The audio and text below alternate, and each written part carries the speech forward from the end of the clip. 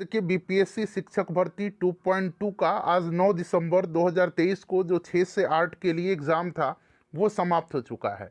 और देखिए फ्रेंड्स, जो कॉमन पेपर है जीके जीएस है वो सभी के एग्ज़ाम में 40 नंबर का पूछा जाएगा। जीके जीएस करंट अफेयर्स, ठीक है ना, यह पार्ट 2 में आ रहा है और 40 प्रश्न जो है सभी में पूछा जाएगा। तो देखिए आज थोड़ा सा जो है डिफ़िकल्ट प्रश्न पूछा गया है। चलिए देखते हैं फ्रेंड्स कि क्या क्या पूछा गया है। अगर आपने एग्ज़ाम दे करके आया है तो अपने आंसर मिला लीजिए, और जो लोग एग्ज़ाम देने वाले हैं वो लोग भी देख लीजिएगा, और वीडियो को ज़्यादा से ज़्यादा शेयर जरूर करिएगा। तो फ्रेंड्स यहाँ पर आप देख सकते हैं पार्ट 2 जनरल स्टडीज़, और सभी के पेपर में 40 मार्क्स का जो है यह पूछा जाएगा। देखिए पूछा गया है कि 1 दिसंबर 2022 को किस हवाई अड्डे पर डीजी यात्रा शुरू नहीं हुई थी। तो देखिए 1 दिसंबर 2022 को पहला चरण था और दिल्ली, बेंगलुरु और वाराणसी में जो है यह स्टार्ट किया गया था। वहीं दूसरे चरण में अगर पूछा जाएगा तो विजयवाड़ा, हैदराबाद, कोलकाता और पुणे आप लोग याद रखेंगे नेक्स्ट शिफ्ट वाले। तो जिन्होंने भी रायपुर लगाया हुआ है ना, क्योंकि पहला चरण में दिल्ली, बेंगलुरु यहाँ पर दिया गया है और वाराणसी यहाँ पर स्टार्ट किया गया था। ऑप्शन सी इसका बिल्कुल करेक्ट आंसर है जिन्होंने भी लगाया हुआ है। देखिए गणतंत्र दिवस 26 जनवरी 2023 को मुख्य अतिथि यानी कि चीफ गेस्ट कौन थे? तो ये मिस्र के राष्ट्रपति हैं अब्देल फतेह अल सीसी, ठीक है ना। ऑप्शन बी बिल्कुल करेक्ट आंसर हो जाएगा। अगला प्रश्न देखिए 33 यहाँ पर है। देखिए 5वां यूरोपीय संघ भारत प्रतियोगिता सप्ताह 2022 कहाँ आयोजित किया गया था? तो फ्रेंड्स यहाँ नई दिल्ली में आयोजित किया गया था।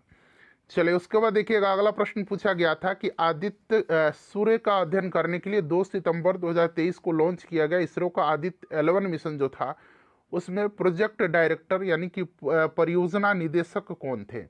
तो देखिए इसरो वाला जो अभी आपका चंद्रयान 3 लॉन्च किया गया था उसमें तो पी वीरमुथुएल थे, लेकिन ये आप ध्यान रखेंगे नेक्स्ट शिफ्ट में ये जो है ये चंद्रयान 3 के लिए, ठीक है। और यहाँ पर देखिए आदित्य 11 के लिए जो है यह कौन होगा फ्रेंड्स? तो ये आपका निगार साजी थे। निगार साजी राइट आंसर होगा। एक बार सभी लोग प्लीज सेशन को लाइक कर दीजिए। देखिए संयुक्त राज्य अमेरिका में कौन सा राज्य विधायी का पहला राज्य बन गया जिसने दक्षिण एशियाई मूल के लोगों के लिए जाति के आधार पर भेदभाव को गैर कानूनी घोषित करने के लिए मतदान किया है, जिनका आरोप है कि उन्हें रोजगार और आवास में निष्पक्षता के लिए पारंपरिक अमेरिकी सुरक्षा उपायों से बाहर रखा गया है। तो अभी आपने हाल ही में करंट अफेयर में पढ़ा होगा कि सिएटल जो है ना, यह जो है भेदभाव का उसने उन्मूलन किया है, मतलब उस पर विरोध लगाया है, निषेध लगाया है। लेकिन ये जो करंट अफेयर पूछा गया है ना, इसमें कैलिफोर्निया ने भी किया है ऐसा।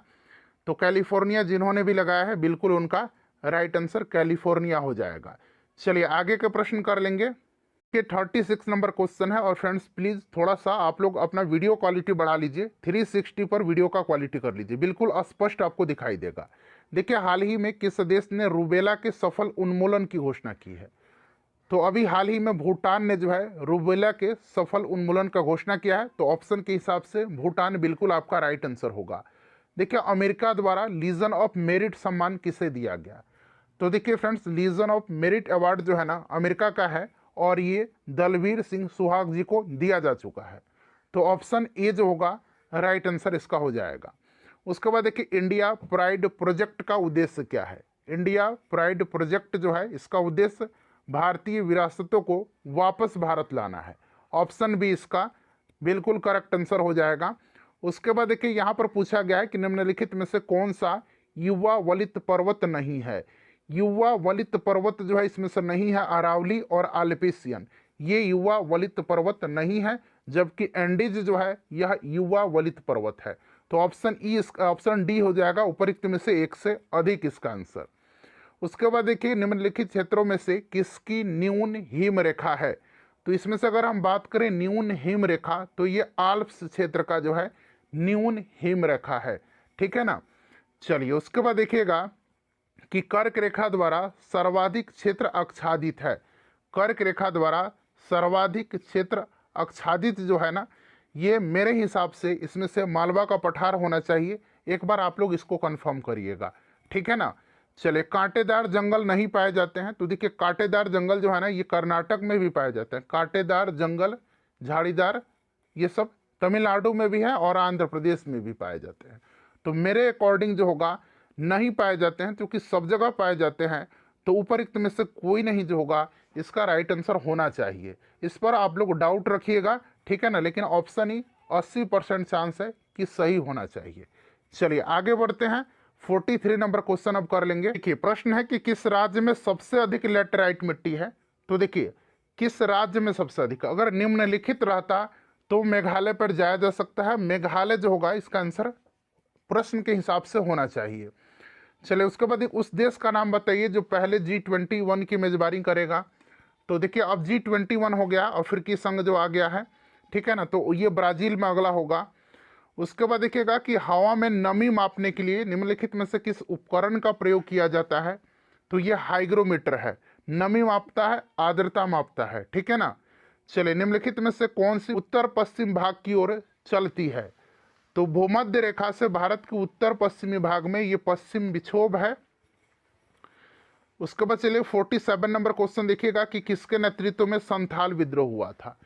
तो भाई मैंने तो पढ़ा हुआ है कि सिद्धू, कान्हो, चांद, भैरव इनके नेतृत्व में हुआ था। तो ये अजीब सा जो है ऑप्शन दिया गया है, उपरोक्त में से कोई नहीं होना चाहिए। उसके बाद देखिए 5 मार्च 1931 को कौन सी महत्वपूर्ण घटना हुई थी। तो 5 मार्च 1931 का डेट आपके जवान पर भी होगा।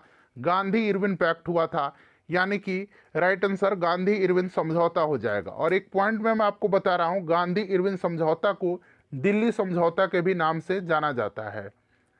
चलिए, उसके बाद देखिए बिहार यूथ लीग का गठन जो है ये 1930 होगा। उसके बाद देखिएगा कि 6 अप्रैल 1930 को चंपारण में नमक सत्याग्रह का नेतृत्व विपिन बिहारी वर्मा ने किया था। अगला प्रश्न कर लेंगे। देखिए, अगला प्रश्न 51 नंबर पूछा गया है कि पुणे समझौते पर हस्ताक्षर कब किए गए। तो पुणे समझौता पर हस्ताक्षर किया गया था कब। तो आपको भी याद होगा 24 सितंबर 1932 को, ठीक है ना। ऑप्शन ए इसका आंसर हो जाएगा 24 सितंबर 1932 को। चलो, उसके बाद देखिए 1857 के विद्रोह में बिहार का नेतृत्व तो बाबू कुंवर सिंह थे, भला ये कौन नहीं जानता है। चलिए, भारतीय राष्ट्रीय कांग्रेस के किस अधिवेशन में चंपारण समस्या चर्चा का विषय बना था। तो बांकीपुर में जो 1912 में पटना बांकीपुर में जो अधिवेशन हुआ था, जिसकी RN मधोलकर ने अध्यक्षता किया था, उस समय यह चर्चा में आया था। फिर जाके कि लखनऊ समझौता 1916 हुआ, वहाँ पर इस पर गंभीर जो मुद्दा उठाया गया, राजकुमार शुक्ल चंपारण आने के लिए गांधी जी को उन्होंने न्योता दिया था। तो मेरे अकॉर्डिंग तो ऑप्शन सी इसका आंसर होना चाहिए। देखिए BPSC क्या देता है, रात में आपका आंसर की जारी कर दिया जाएगा। चलिए, उसके बाद देखिएगा कि मशहूर नारा इनकलाब जिंदाबाद किसने दिया था। तो फ्रेंड्स, यह नारा हसरत मोहानी ने दिया था। इनकलाब जिंदाबाद बहुत लोग भगत सिंह लगाएंगे, भगत सिंह ने इसको पॉपुलर बनाया था और हसरत मोहानी ने यह नारा दिया था। चलिए 55 नंबर क्वेश्चन करेंगे। देखिए, मैथ का प्रश्न है। ऑनेस्टली मैथ जो है मैंने अच्छे से सॉल्व नहीं किया भाई, लेकिन आप लोग खुद से, आप लोग मेरे से ज़्यादा मैथ आपका तगड़ा होगा, आप लोग आंसर इसका कमेंट करके बताइएगा, ठीक है ना। इसमें से तो मेरे हिसाब से कोई नहीं आंसर आना चाहिए कि मैंने बहुत प्रयास किया है, आंसर इसका निकल के नहीं आया है।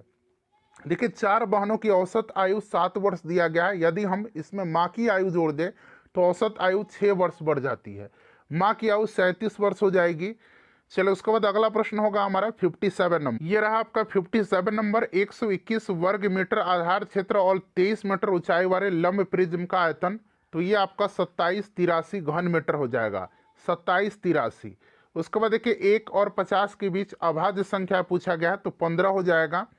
उसके बाद देखिए यहाँ पर ये प्रश्न है, रूट अंडर में दिया गया है 0.40 है, उसके बाद 12 और 25 है, फिर बट्टा में 0.40 है और 53 29 है। ऑप्शन ए 35/73 होगा, ठीक है ना। चलिए, उसके बाद देखिएगा XYZ धनात्मक वास्तविक संख्याएं हैं, रूट अंडर में दिया गया है, ठीक है ना। यहाँ पर देखिए ऑप्शन ए 5x² YZ² इसका आंसर हो जाएगा। चलिए 61 नंबर क्वेश्चन करेंगे। अब देखिए 61 नंबर ट्रिगो का प्रश्न है। इसका आंसर मेरे ख्याल से ऑप्शन ई होना चाहिए, कोई नहीं, ठीक है ना। चलिए, आप लोग बताइएगा क्या आया है आपका। उसके बाद देखिएगा ये 62 नंबर है। लोहे का एक ठोस टुकड़ा है, 49 सेंटीमीटर, 33 सेंटीमीटर और 24 सेंटीमीटर का, विमा वाला घनाभ के आकार में है और इसके इसको ढालदार ठोस गोला बनाया जाता है। तो गोले की त्रिज्या जो होगी ये 21 सेंटीमीटर होगी। उसके बाद चलिए अगला प्रश्न पूछा गया है। देखिए नाभिकीय रिएक्टर में D2O जो भारी जल है D2O उसका उपयोग किया जाता है। तो मॉडरेटर के रूप में, मंदक के रूप में उसका इस्तेमाल किया जाता है। लैक्टियल, ये प्रश्न देखिए, लैक्टियल निम्नलिखित में से किससे संबंधित होता है? तो लैक्टियल जो है ये वसा अवशोषण से संबंधित है। वसा अवशोषण इसका आंसर होगा। देखिए प्रकाश संश्लेषण के अध्ययन से संबंधित वनस्पति विज्ञान की शाखा, तो ये पादप कारिकी हो जाएगी। पादप कारिकी इसका करेक्ट आंसर होगा। चलिए 66 नंबर देखिए। देखिए फ्रेंड्स 66 नंबर क्वेश्चन है, थोड़ा सा वीडियो का क्वालिटी बढ़ा लीजिए। एक पीढ़ी से दूसरी पीढ़ी में वंशागतिक अध्ययन को कहते हैं, तो इसको अनुवांशिकी कहा जाता है। और अनुवांशिकी का जनक किसको कहा जाता है, ये आप मुझे कमेंट करके बताइए। देखिए लेगुमिनस पौधे में नाइट्रोजन स्थिरीकरण के लिए कौन सा वर्णक आवश्यक है?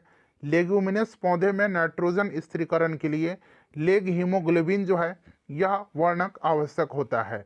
चलो उसके बाद देखिए वह एंजाइम जो हमारे मुंह में भोजन के साथ मिलता है वह कौन सा है इसमें से? तो वह एंजाइम एमाइलेज होगा। चलो उसके बाद देखिए अगला प्रश्न है कि Al2O3 2SiO2 2H2O किसका रासायनिक सूत्र है?